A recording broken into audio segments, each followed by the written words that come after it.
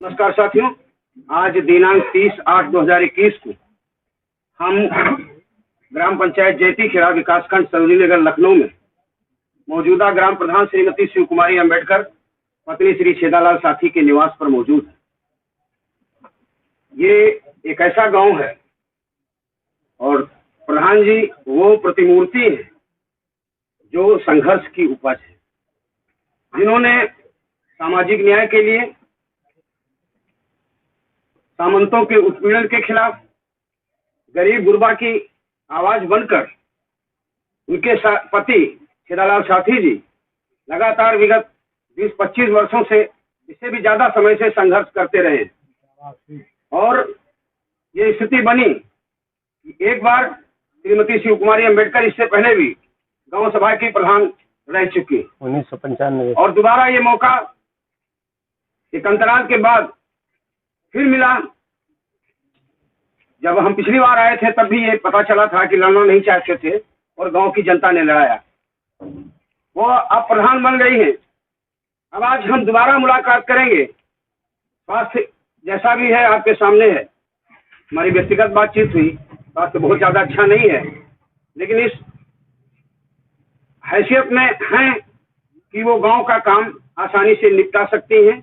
आप गांव के सहयोगियों के साथ, अपने पति के साथ, गांव के लोगों के साथ मिलकर। प्रधान जी, हमारा एक सवाल है कि जिस तरीके से आप प्रधान होने के बाद काम करना चाहती हैं, तो यहाँ का जो जो जो सहयोगी होना चाहिए, आपका जो सेक्रेटरी है, जो लेखपाल है, वो आपकी बात मानता है, आपके आदेशों का पालन करता है, काम करता है या नहीं करता है? नहीं करता। बोलना पड़ेगा। हाँ बताइए। नहीं करता कहो। सेक्रेटरी तुम्हारी बात सुनता है कि नहीं सुनता? नहीं सुनता है वो। लेखपाल आपकी बात सुनता है? वो नहीं सुनते। कोटेदारों नहीं, वो नहीं। कैसे गांव का विकास हो पाएगा? और कैसे कहती है सरकार, कैसे होते हैं दावे की गांव की सरकार, जब गांव के मुखिया की बात लेखपाल नहीं सुनेगा, सेक्रेटरी नहीं सुनेगा, कोटेदार नहीं सुनेगा? तो ये तो एक साजिश हो सकती है मौजूदा प्रधान को बदनाम करने की। कोई काम ही नहीं हो पाएगा तो प्रधान की बदनामी होगी, लेकिन ये आसान नहीं है। उनके सामने हमारे यहाँ जो एक कल्चर है, अभी भी परसों नरसों आया अखबार में कि जो महिला प्रधान है उनकी बैठक में पति नहीं जाएंगे, उनके देवर नहीं जाएंगे, कोई फर्क नहीं पड़ने वाला है। लेकिन वो नेता हैं, सामाजिक कार्यकर्ता हैं। छेदालाल साथी जी, आपसे ये सवाल है कि आप और गांव से क्या उम्मीद करते हैं, प्रशासन से क्या उम्मीद करते हैं? बोले राम सकोप तब भय बिन होए न प्रीत, ये रामचरितमानस में हम लोगों ने भी पढ़ा है। ये सेक्रेटरी और लेखपाल और कोटेदार, ये जो आपको सहयोग नहीं कर रहे हैं, और थानेदार भी। गांव की सबसे बड़ी समस्या होती है, गांव में लोगों की समस्या है ब्लॉक, तहसील और थाना, और तीनों जगह अगर प्रधान की बात नहीं सुनी जाएगी तो जनता को न्याय कैसे मिलेगा? साथी जी, लड़ाई लंबी है। कैसे आप लड़ेंगे? और शासन से, गांव से और प्रशासन से आप क्या उम्मीद करते हैं, क्या अपील करते हैं? हम यही अपील करते हैं कि यहाँ का सेक्रेटरी 20 साल से लगभग है, कोई विकास कार्य नहीं किया है, सिर्फ अवरोध उत्पन्न कर रहा है, और शासन के लोग, प्रशासन के लोग सिर्फ उसे संरक्षण दे रहे हैं। अभी पंचायत सहायक की नियुक्ति के लिए एक दूसरा सचिव भेजा गया था। हमने कहा इसके साथ काम नहीं करेंगे, करोड़ों का घोटाला है। सीडीओ साहब, डीपीआरओ साहब और डीडीओ साहब को प्रत्यावेदन दिए जा चुके हैं, सारा कुछ दिया चुका है। 24/8 को जांच करने डीडीओ साहब को गाँव आना था, लेकिन कतिपय कारणों से स्थगित हो गई है। और यहाँ सेक्रेटरी कह रहा है कि हम दूसरे लेवल लगाकर काम करेंगे। जांच करना दूर, ये जो सरकार कहती है इसके पता नहीं कैसा नेचर है, अधिकारियों को और शासन को कैसा डायरेक्शन है। अगर आकर देखे, जांच करे, प्रधान गलत कर रहा। अभी तो हमारा 4 महीने का कार्यकाल है सिर्फ, इसमें हमने क्या किया है? और ये मान के चलिए कई लाख लेबरों का पैसा बाकी है, काम हो चुका है, मास्टर रोल नहीं पास किया है, और जो है उसका भुगतान नहीं किया है। तो मतलब जो है लाखों रुपया लोगों का पड़ा हुआ है, ताल खुदाई का और वृक्षारोपण प्लांट का, और नाले खुद गए हैं जो 20 साल में नाले नहीं खुदे थे। पूर्व प्रधान से साठ गांव करके सेक्रेटरी यही कहता है कि कुछ काम नहीं करने देंगे।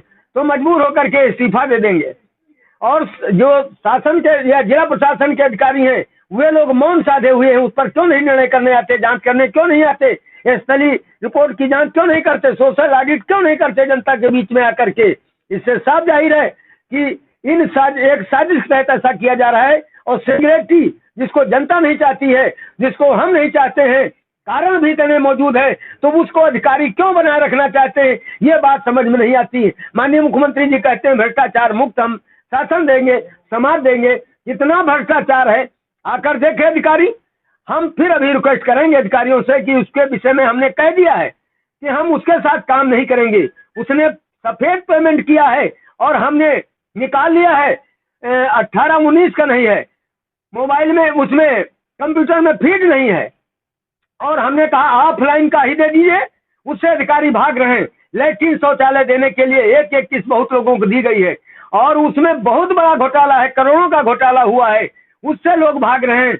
इनके प्रधान रहते ये सब जेल जाएंगे और इनको दंडित करना पड़ेगा, इसलिए नहीं आना चाह रहे हैं। अगर और मगर की स्थिति कर रहे हैं। अगर मगर से काम नहीं चलेगा, माननीय मुख्यमंत्री महोदय, ये जिस गांव में हम खड़े हैं ये संघर्षों का गांव है और संघर्षों की बदौलत ही यहाँ पर प्रधानी आई है।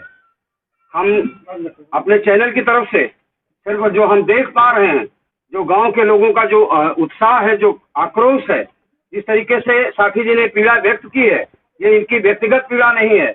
अगर लोग काम करेंगे और मास्टर रोल पास नहीं होगा, लोगों को वेतन नहीं मिलेगा, लोगों का मेहनताना नहीं मिलेगा, तो सीडीओ महोदय, जिलाधिकारी महोदय, बीडीओ महोदय, आपको देखना पड़ेगा कि आपकी कुर्सी सही सलामत रहेगी या नहीं रहेगी, या गांव के लोग जब मजबूर हो जाएंगे, सीडीओ महोदय आपके कार्यालय पर पहुंच के आपका घेराव करेंगे, भूख हड़ताल करेंगे, आत्मदाह करेंगे, क्या तब आप जांच के लिए आएंगे?